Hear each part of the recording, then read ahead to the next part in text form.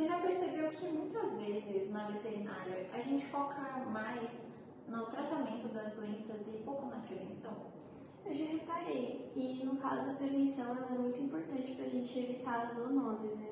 Sim, as zoonoses, explicando um pouco melhor para o pessoal de casa, são aquelas doenças que vão poder infectar nós, seres humanos, os animais domésticos e os animais silvestres. E ela vai estar podendo transitar entre esses organismos. Eu acho que é um bom tema para a gente falar no podcast de hoje. Sim, é muito importante para a gente manter a saúde dos nossos bichinhos e a própria saúde também. Bom, para isso então a gente vai chamar a professora doutora Trícia para o podcast de hoje e ela vai ajudar a gente a destrinchar alguns conceitos e vai falar um pouco também sobre algumas doenças que são ainda negligenciadas, como a leishmaniose. Eu sou a Heloísa. E eu sou a Ana. E esse é o ZMB em Foco. Antes de mais nada, a gente vai explicar alguns conceitos que vão ser bem importantes para a nossa conversa, como a tríade epidemiológica. Ela vai ser composta por 3 elementos: o agente etiológico, o hospedeiro e os fatores ambientais, ou o meio ambiente. E qual que é a função do agente etiológico mesmo? O agente etiológico, ele vai ser o causador dos sintomas das doenças. Então, normalmente ele vai ser um micro-organismo, como uma bactéria, um vírus, um parasita, enfim. Então ele é diferente do vetor. Sim, o vetor vai ser aquele organismo que vai carregar o agente etiológico até o hospedeiro. E normalmente eles são invertebrados, como a gente pensa no Aedes aegypti, né, o mosquito que carrega o vírus da dengue.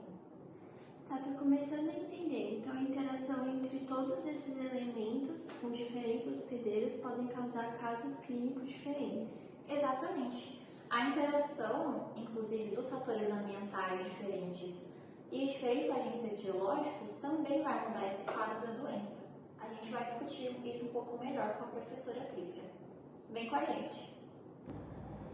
Estamos de volta aqui agora com a professora Trícia, da USP-FZEA. Professora, você pode falar um pouquinho mais sobre você pra gente? Bom, então, meu nome é Trícia Maria Ferreira de Souza Oliveira. Eu sou formada em Medicina Veterinária pela Universidade Federal de Lavras. Me formei em 2002.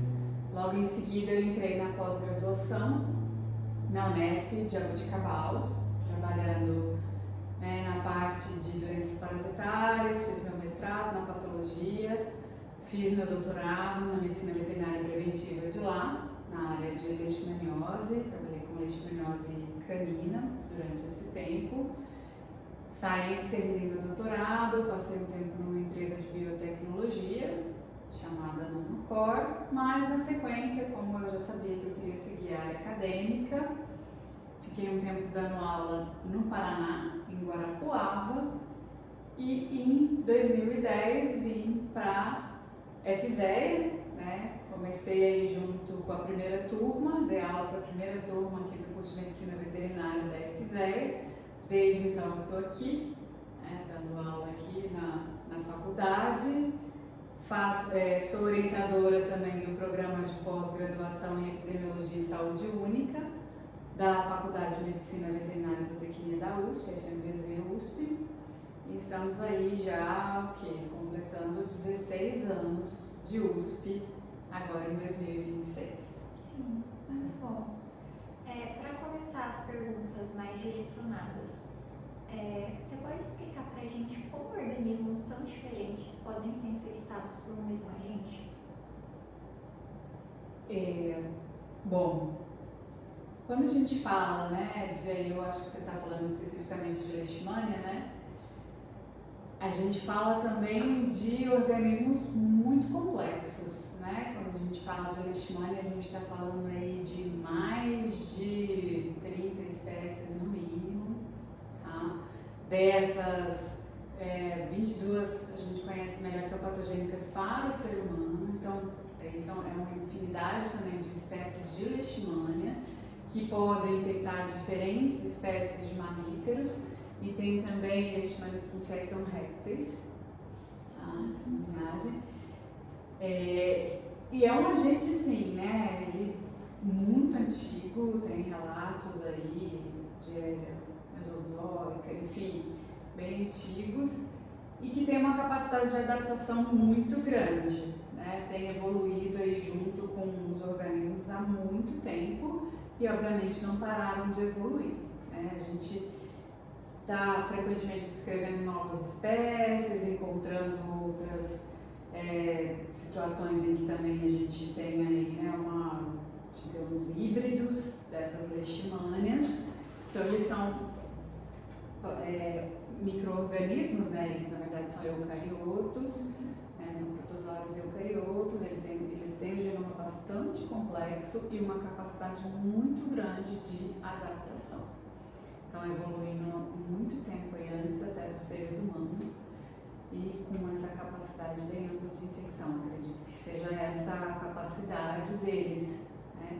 E principalmente, talvez, a maior habilidade, é que apesar da gente falar muito porque eles causam, né, doenças graves em seres humanos, a gente tem duas endemias muito importantes, que é a leishmaniose visceral e a leishmaniose cutânea, que acometem os seres humanos, né, que são extremamente graves, estão aí entre as principais endemias parasitárias dos seres humanos.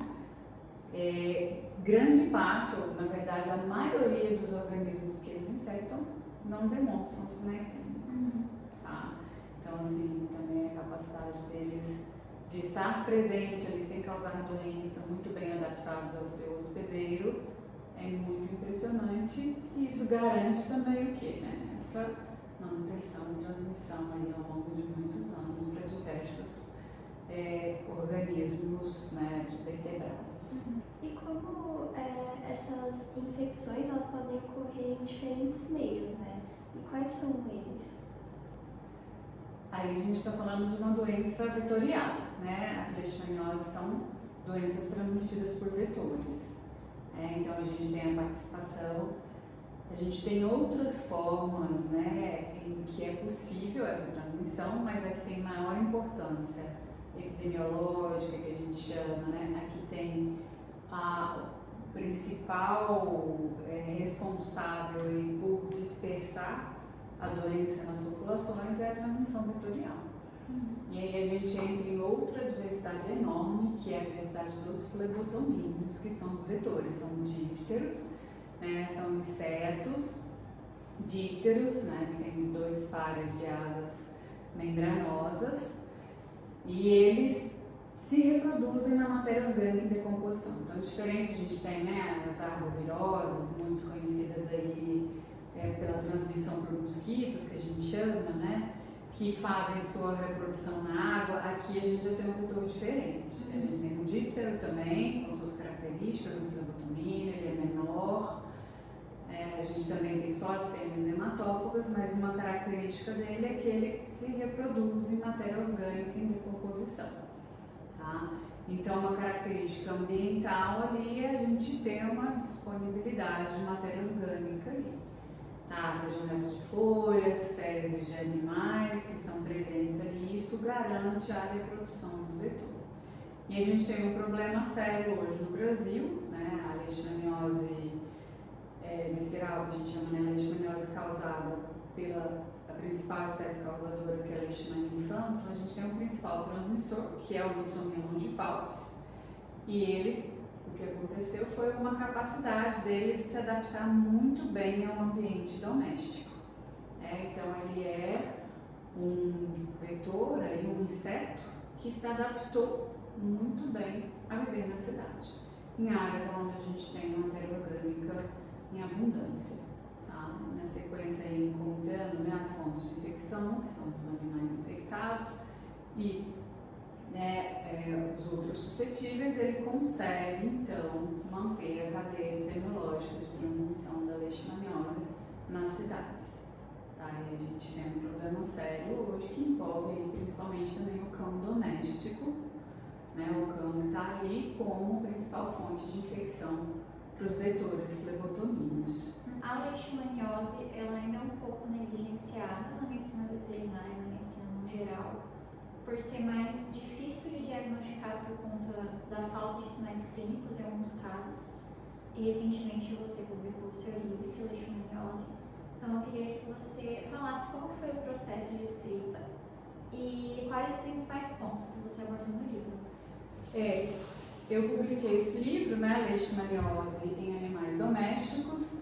Ele vem aí de um trabalho, já como eu comentei, já tem bastante tempo que eu trabalho nesse tema das leishmanioses em animais domésticos. Inicialmente trabalhando principalmente com o cão, né, o cão ali que é o principal reservatório. E aí a gente vê, né, na verdade, o que acontece. Ela é considerada uma doença negligenciada quando a gente pensa em seres humanos, em pessoas, principalmente porque, pelo fato dela cometer principalmente, né, pessoas em situação de vulnerabilidade em países tropicais, né, a gente tem até um grupo de doenças, né, ela entra na classificação de doenças tropicais negligenciadas.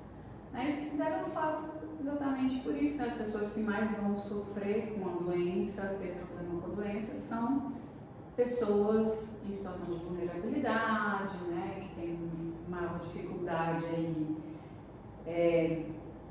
de sobrevivência mesmo, né, questões de domicílio, de casa, de alimento, que tudo isso envolve nas condições de vida e saneamento, que vão tanto facilitar com que a pessoa tenha contato com o vetor, como também que ela não tenha um sistema imunológico tão bem desenvolvido para evitar uma doença mais complicada. Sim. Né? E aí dentro da veterinária surge a figura do cão, né? A gente sabe que ele é o principal reservatório urbano, que a gente tem um programa de controle, né, da leishmaniose visceral aqui no Brasil que envolve, né, o controle do reservatório doméstico, que é o cão. Então o cão sempre teve uma importância muito grande pelo fato aí de ser o principal reservatório de leishmania infanto, né, que causa a leishmaniose visceral em humanos. E ao longo da história foram feitos alguns estudos com outras espécies animais, enfim, mas que, né, não foram tão adiante, né, até devido ao, digamos, um menor impacto zoonótico, que a gente sabe que isso acontece também, né? Mesmo na veterinária, a gente acaba tendo maior ênfase em doenças que têm uma importância zoonótica maior, né, que tem essa apelo maior da relação com a doença humana.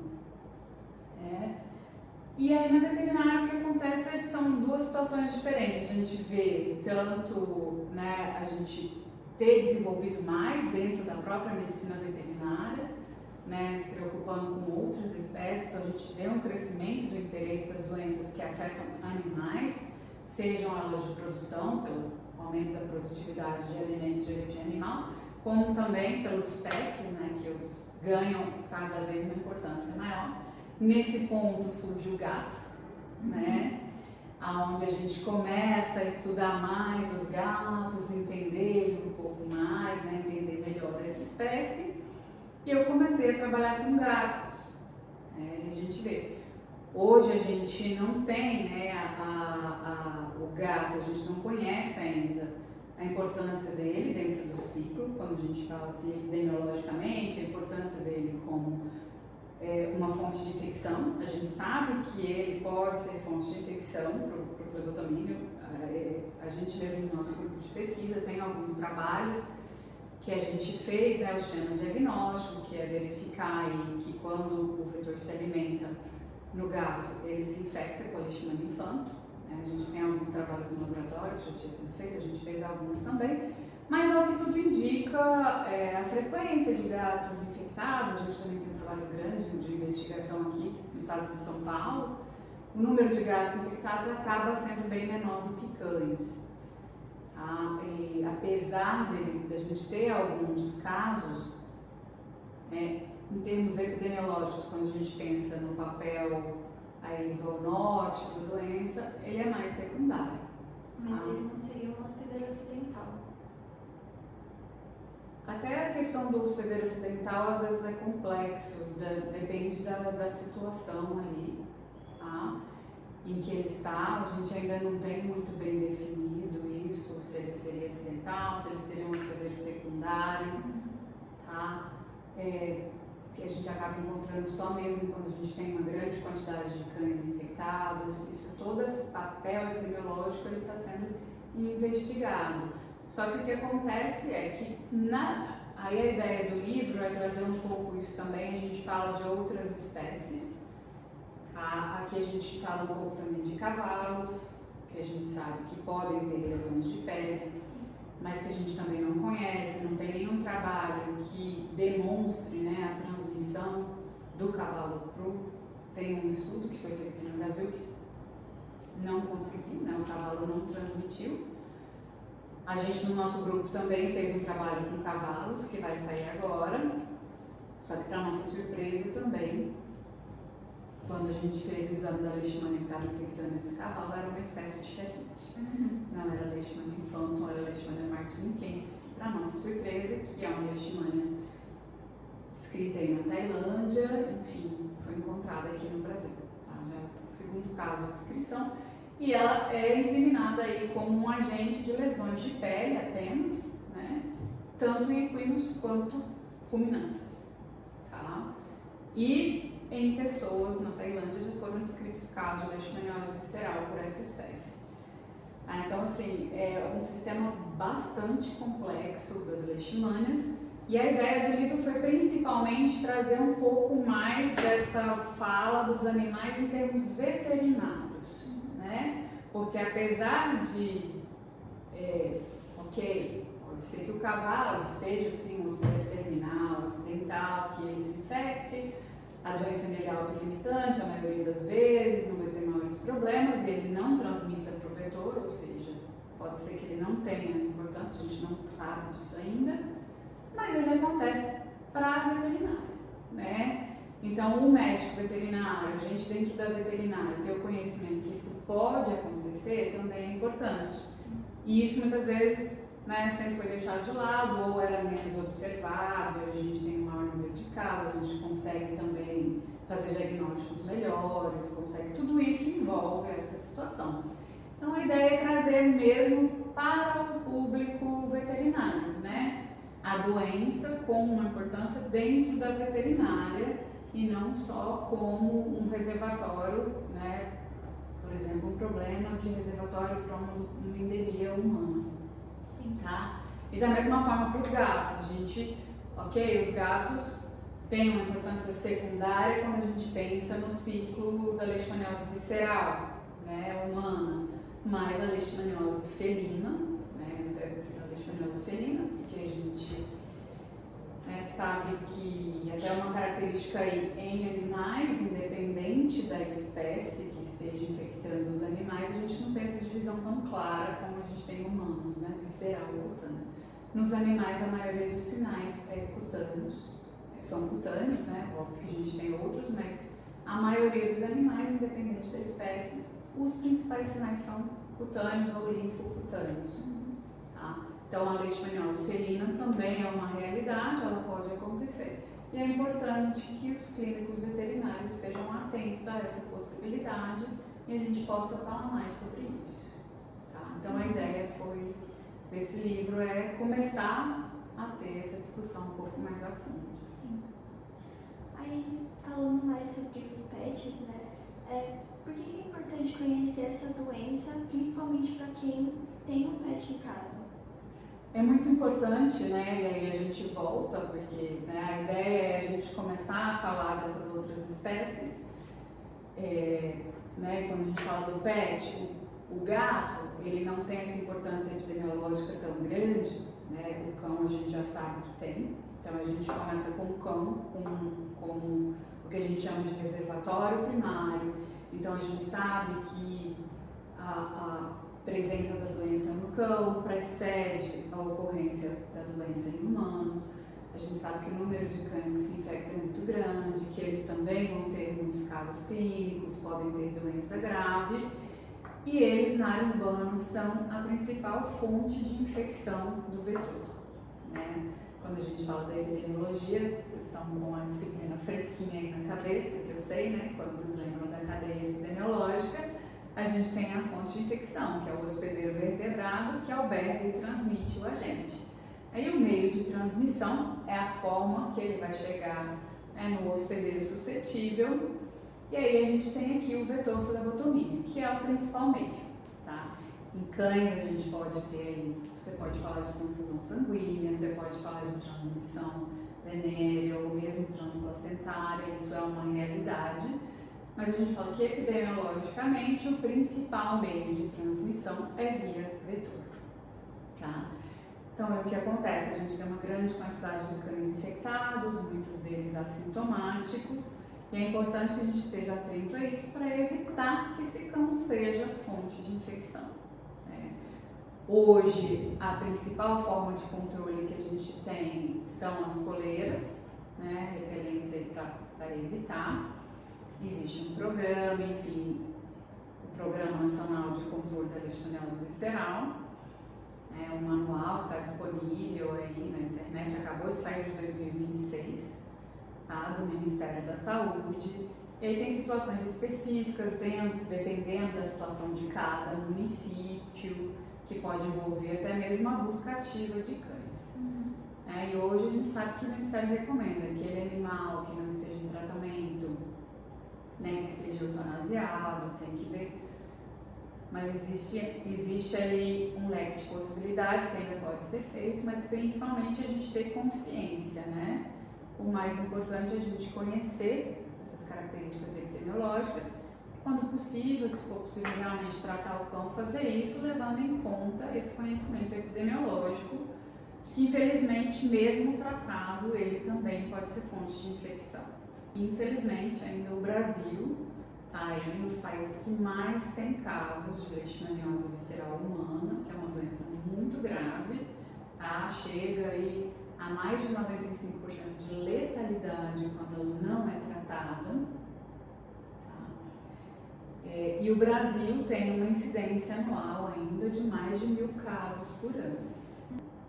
Então, focando mais na parte epidemiológica, a melhor forma da gente prevenir, principalmente em casa, para os nossos pets e para a gente, seria realmente a parte de saneamento, de repelentes. Tem mais alguma coisa que ficou faltando?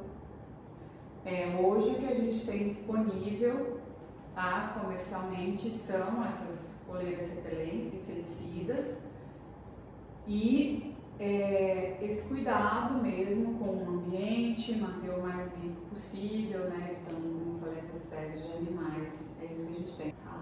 E a forma mais comum para cães e gatos vai ser a cutânea mesmo? E pra gente também é cutânea ou mais comum é visceral?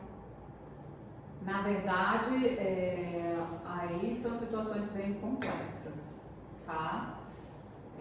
Quando a gente fala que existe essa divisão em humanos, da síndrome clínica, da apresentação clínica, a gente está falando de uma espécie que causa visceral principalmente, tá? A gente tem no Brasil até agora 8 espécies que causam leishmaniose cutânea, tá? Essa diferença ela é muito clara em pessoas. Em animais, aí existe uma variação entre espécies, tá? Então a leishmaniose canina, a principal espécie que infecta é a Leishmania infantum, que causa leishmaniose visceral em humanos. Em cães, ela vai causar um problema generalizado, que culmina aí, normalmente com a morte por insuficiência renal. A diferença que eu comentei é o quê? Normalmente ela causa sinais cutâneos. Então, por isso, em animais, a gente evita falar leishmaniose cutânea ou leishmaniose visceral, entendeu? Hoje, o melhor termo é a gente falar de leishmaniose canina e leishmaniose felina, porque a leishmaniose canina tem as características dela, tá? Normalmente pode evoluir para quadros mais graves, tá? Muitas vezes até com envolvimento oftálmico, é muito comum problemas oftalmológicos, as lesões de pele são muito comuns, problemas, do sistema linfocítico imunitário, aumento de baço, aumento de linfonodo, aumento de fígado, que são característicos da leishmaniose visceral humana, tá? Mas que em cães são característicos e muitas vezes até outras espécies que causam a cutânea. Em humanos também causam isso em cão, entendeu? Em cão a gente não consegue ter essa diferenciação clínica que a gente tem em humanos, tá? Em gatos também da mesma forma, a principal espécie hoje que infecta gatos é a infanto, tá? E os principais sinais são cutâneos, o que não quer dizer que o gato não possa evoluir para formas mais graves, tá? E isso independente às vezes da espécie que está infectando aquele gato. Então às vezes é melhor, né, a gente falar leishmaniose canina, leishmaniose felina, leishmaniose equina, isso que eu tenho diferente. E a leishmaniose cutânea, a leishmaniose visceral, isso é uma característica dos seres humanos, da doença em seres humanos, tá? Síndromes clínicas humanas. E aí é super complexo, que varia da espécie que está infectando aquela pessoa, do sistema imunológico daquela pessoa. Leishmania infanto também causa leishmaniose cutânea, principalmente região do Mediterrâneo. Então ainda depende de uma interação do sistema imunológico, do parasita, do parasito que está infectando, tá? Então é algo bem complexo, tá? Então por isso que às vezes é melhor a gente falar leishmaniose canina. Leishmaniose canina tem vários aspectos e que na maioria das vezes realmente envolve lesões cutâneas, tá? O que não quer dizer que ele não vai ter lesões em órgãos internos, normalmente ele também tem, tá? E a principal causa de óbito, inclusive, é a insuficiência renal, terceiro renal, envolvido principalmente com essas questões ambientais que eu comentei, né? Você ter condições do vetor sobreviver, lembrando que aqui o nosso problema é matéria orgânica em decomposição, né? E a fonte de alimento para ele, né? Os animais, ele, apesar de ter uma capacidade de se alimentar em várias espécies, Lutzonian longipalpus, inclusive humanos, ele tem algumas preferências, como suínos e aves, enfim, que não sofrem com a leishmaniose, mas são, né, ali, digamos, uma fonte alimentar que o flebotomínio gosta, né, que é fácil para ele, que está ali de fora de casa. Ele é um mosquito pequeno, dá salvos pequenos, então é fácil dele se alimentar ali naqueles animais, tem uma preferência. Então, cuidado nessa região, que vai permitir uma maior quantidade de vetor, e o cuidado com o cão ali naquele ambiente também, e evitar, né, o máximo possível o hábito, né, estou esquecendo de comentar, a gente sabe que o hábito do flebotomínio também é principalmente crepuscular e noturno, tá? Desmara, o animal às vezes está ali fora de casa, coloca ele dentro de casa, vai dificultar o acesso do flebotomínio, né? O animal está ali no quintal, mas é melhor ele ter um lugar mais abrigado, que dificulta tudo isso. São aspectos que podem entrar aí no controle. A última pergunta. Nos animais em sinais clínicos cutâneos, normalmente tem confunde-se diagnóstico de leishmaniose com outra doença cutânea? Sim.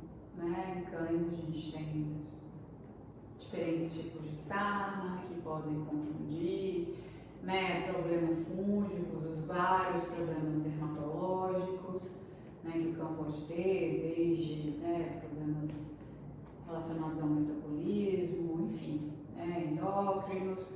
Qualquer lesão de pele, a leishmaniose entra como um diagnóstico diferencial em cães. Né? A leishmaniose canina entra no diagnóstico diferencial para qualquer doença de pele que o cão tem. E sempre para o diagnóstico levar em conta, né, a situação epidemiológica de novo, probabilidades, o histórico clínico melhor, para conseguir entender. Hoje a gente sabe também, está sendo cada vez mais estudada toda a questão oftalmológica, né, problemas oftálmicos, que são muito frequentes em cães com leishmaniose, é uma área que está se desenvolvendo muito, inclusive existe uma proposta de se falar em leishmaniose ocular no caso de cães, tá? Muitos animais que muitas vezes, muitos cães, né, que só apresentam lesões oftalmológicas também, tá? Então tem esses sinais que vão ser diagnóstico diferencial de alguns problemas oftalmológicos também. Então a gente tem sim em gatos, a gente tem hoje a esporotricose, né, que é um problema muito sério. Em gatos a gente tem um número enorme de gatos infectados no Brasil, em diferentes regiões, aí também temos que ver as áreas, né, que está acontecendo um problema. A leishmaniose entra como um diagnóstico diferencial, né? Problemas outros, dermatomicose, também vai entrar sarnas, né? E outros relacionados aí, como eu falei, a problemas endócrinos, metabólicos e vários outros. Tá? Tanto no gato quanto no cão. Então, e agora também vamos falar do cavalo, né? E aí o cavalo, né, a gente tem em gatos, a gente já tem descrições de casos onde você tem um agravamento, pode ter um agravamento maior, com anemia regenerativa, os quadros mais graves. Em cavalos, a maioria mesmo das descrições são lesões de pele autolimitantes, tá? E aí entra a pitiose como um diagnóstico diferencial, tá? A própria abronemose, enfim, então tem que sempre associar as coisas. E por isso a ideia do livro também é chamar a atenção, porque muita gente, depois que às vezes eu dou palestra, eu falo de cavalo, falo, nossa, nem imaginava, né? Nunca pensa em fazer um diagnóstico diferencial de leishmania, tá? E infelizmente agora também, com esse último, a gente diagnosticou uma leishmania em cavalo, que a gente nem esperava encontrar aqui no Brasil. Sim. Tá? Então a gente precisa ficar atento a essa possibilidade, né, dessas lesões de pele em animais, a gente ter alguma leishmania envolvida. Eu acho que por hoje é só isso. Muito obrigada, professora, por comparecer, esclarecer algumas dúvidas pra gente. Espero que tenha sido muito proveitoso também para o pessoal de casa. E é isso. Muito obrigada por disponibilizar o tempo. Eu que agradeço, tá, o convite, muito obrigada por me convidarem para falar um pouquinho aí sobre as leishmanioses, que é um tema que eu adoro. Obrigada, gente. Obrigada. Tchau, tchau. Tchau, tchau.